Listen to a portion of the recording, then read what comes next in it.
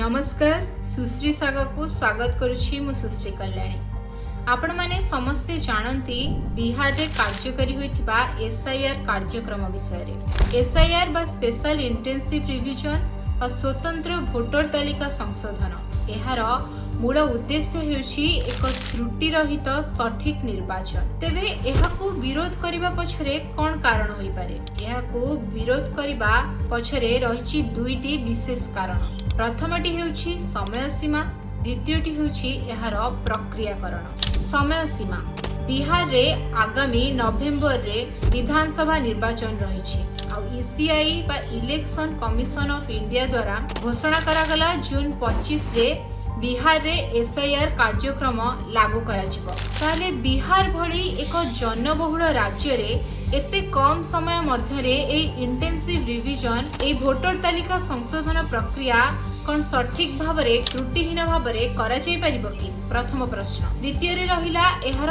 प्रक्रियाकरण। एही प्रक्रिया माध्यम रे समस्त परिवार को गोटे फॉर्म दिया जाउछि जहाकू मतदाता माननकू फेराइबाकू पड़िबो एवं से फॉर्म सहित गोटे डॉक्यूमेंट वा दस्तावेज अटैच करबाकू पड़िबो। जदि आपणक पाखरे इलेक्शन कार्ड बा आधार कार्ड अछि ताहा पर्याप्त नुह। एही दस्तावेज रो एक लंबा सूची बाहरिछि।